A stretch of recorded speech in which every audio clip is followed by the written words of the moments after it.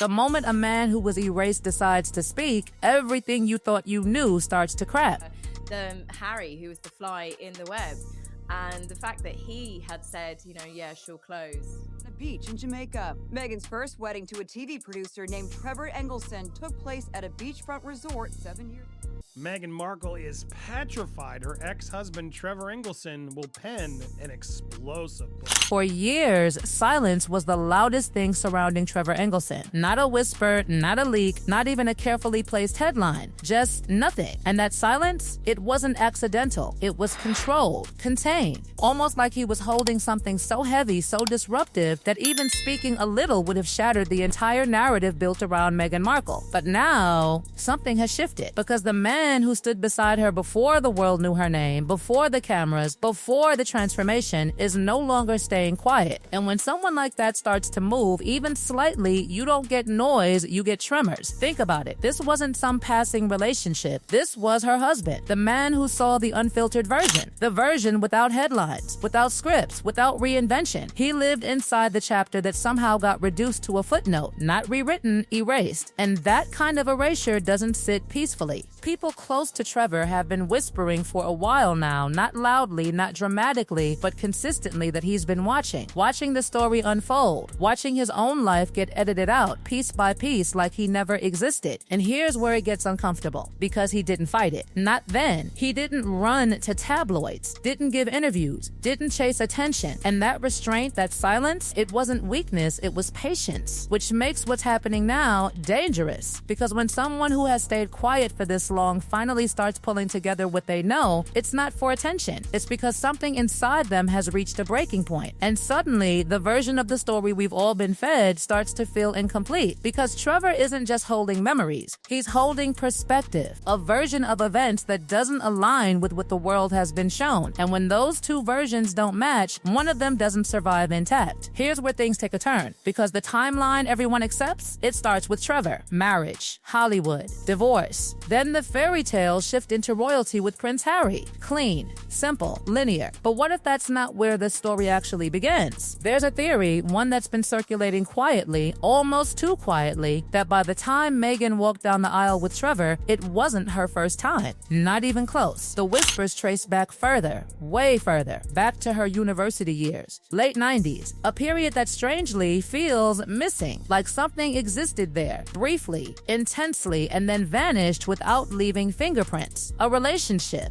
a marriage, some say. Fast, quiet, gone. And here's the unsettling part, it didn't resurface. Not naturally, not accidentally, it stayed buried. That's not how these things usually work, because past relationships, especially significant ones, have a way of leaking out. Someone remembers, someone talks, something surfaces. But this one, it stayed hidden. And that raises a question no one seems comfortable asking out loud. Who knew? Because Trevor wasn't just anyone. He wasn't an outsider guessing at fragments. He was inside her life during the exact period when past stories tend to resurface, when old details slip through conversations, when histories quietly reveal themselves. And according to those close to him, what he came to understand about her past didn't match what the world was told. Now pause, because this isn't being presented as confirmed fact. It's something more unsettling than that. It's consistent accounts from people close enough to have seen pieces of it, all pointing in the same direction. And Trevor, he's believed to be holding the clearest version of it, which brings us to the claim that doesn't just complicate the story, it fractures it. A daughter, not publicly known, not acknowledged. A child from those early years allegedly placed with another family, leaving no visible trace. And suddenly, everything feels heavier, because Meghan's public identity has been built around motherhood in a deeply emotional way. Her vulnerability, her openness about loss, her protectiveness. It's real, it connects, it feels human. But this claim, if there's even a fraction of truth to it, doesn't sit quietly beside that image, it collides with it. Because now you have two versions that can't comfortably exist together. A narrative of deeply personal motherhood and a suggestion that the very first chapter of that experience was handled in a way that erased it entirely. That's not a small contradiction, that's a fault line. And Trevor again sits in a position that matters, not because he was physically present during those years, but because marriages reveal things, slowly, indirectly, through conversations, fragments, moments that don't seem seem important at the time until they are. And what those close to him suggest is chillingly consistent. The picture he came to understand about her early life was very different. Now here's the part that refuses to settle. This isn't just about what may have happened, it's about how long it stayed hidden. Because in a world where everything leaks, everything resurfaces, everything eventually gets exposed, how does something like this remain buried for so long? That doesn't happen by accident. And then, just when you think it couldn't get more complicated, another layer starts to surface. The pre-fame years, the networking, the hustle, the grind, all normal, all expected, until the locations start to shift. Private boats, exclusive circles, the kind of gatherings that don't make headlines, the kind where access isn't about talent, it's about proximity. And suddenly, the narrative of a purely self-made rise starts to blur. Because according to accounts from people who claim to have been there, those circles weren't just social. They were transactional, strategic, controlled.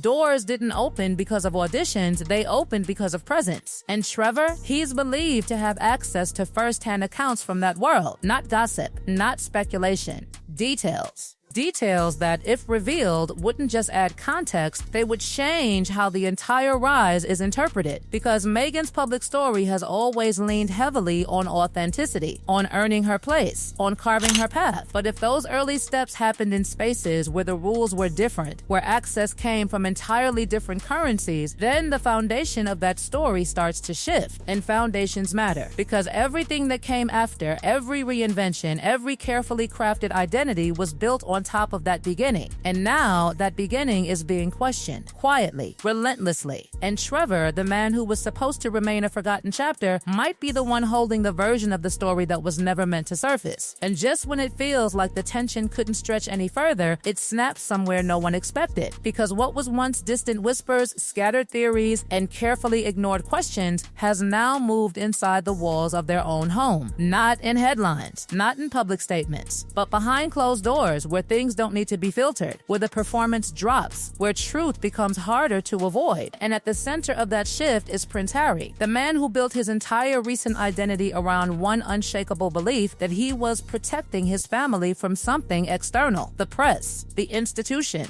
the forces he believed were circling them. That belief wasn't just a stance, it was the foundation of every decision he made, walking away, speaking out, burning bridges, rebuilding a life from scratch. Everything traced back to that one idea. He was the protector. But what happens when the questions don't come from outside anymore? What happens when the pressure, the discomfort, the uncertainty starts coming from inside the story itself? Because according to those who have some visibility into what's been happening recently, there was a confrontation, not a casual conversation, not a quiet disagreement, a real one. The kind where silence builds up over time until it can't be contained anymore. The kind where questions aren't asked politely, they're demanded. And the details that keep surfacing paint a picture that feels different. Harry pushing hard, looking for clarity, looking for answers about pieces of the past that don't quite align with what he thought he understood. Not rumors anymore, not headlines, something closer. Because once doubt enters at that level, it doesn't stay contained. It spreads through every memory, every decision, every moment that once felt certain. And that's where things become truly unstable. Because Harry's entire framework, the story he's been telling himself about why everything happened the way it did, depends on the idea that the threat was always external. But if the confusion, the missing pieces, the unanswered questions are actually internal, then that framework doesn't just bend, it fractures. And suddenly, the man who believed he had clarity is sitting inside uncertainty, trying to reconcile two versions of reality that don't quite fit together anymore. And that kind of position, it's not just emotional, it's disorienting, because it forces you to revisit everything, not just what's happening now, but what already happened. The choices, the sacrifices, the lines that were crossed and the ones that were drawn. Were they built on something solid or something that only appeared solid at the time? That question alone can unravel everything. And the people watching this unfold, they're not just observers, because this isn't contained to one relationship. It's spilling outward toward Prince William and Catherine, Princess of Wales, who by all accounts are no longer looking at this as just another chapter in a complicated family dynamic. Something has shifted there too. you, because from their perspective, this isn't about tension or disagreement anymore. It's about stability, about what kind of environment is being shaped around the next generation. George, Charlotte, Louis, 3 children growing into a system that depends on clarity, on structure, on a sense of consistency that doesn't fracture under pressure. And what's unfolding now, it doesn't look stable. It looks unpredictable. And unpredictability at that level isn't something that can just be ignored and hoped away. Those close to William describe a mindset that has moved beyond patience, beyond waiting for things to settle. Because some situations don't settle. They escalate quietly until they don't stay quiet anymore. And then there's King Charles III, caught between roles that don't align as easily as they should. A father and a monarch. One part of him tied to his son, to the instinct to protect, to understand, to hold on to something personal. The other part tied to something much larger, a responsibility that doesn't allow room for instability to spread unchecked. And the tension between those 2 roles, it doesn't resolve neatly. It lingers because every decision, every reaction carries weight far beyond the immediate moment. And in situations like this, silence becomes its own kind of signal. Because when multiple people across different positions all choose not to speak at the same time, it usually means one of 2 things. Either they don't understand what's happening, or they understand it too well and are waiting to see what surfaces next, waiting to see which version of the story holds, waiting to see if something breaks. And right now, it's not the kind of silence that feels empty. It's the kind that feels loaded, because things that are truly stable don't require this level of sustained quiet. And then, when you step back and look at the entire picture, something else becomes impossible to ignore.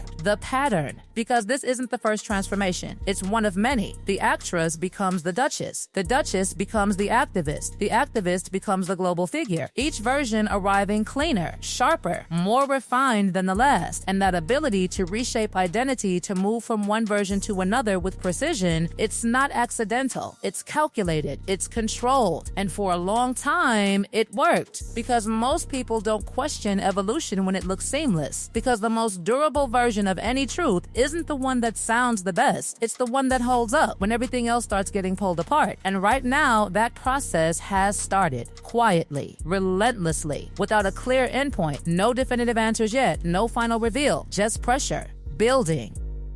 Questions. Stacking, and a silence from the people closest to it that somehow says more than any statement ever could. Because when that many people choose not to speak at the exact moment when speaking would be expected, it doesn't mean nothing is happening. It usually means something is. And whatever it is, it hasn't fully surfaced yet. But the signs are there. The cracks are visible. And the one question that refuses to go away isn't whether something is coming, it's how much of what we thought we knew will still be standing when it does.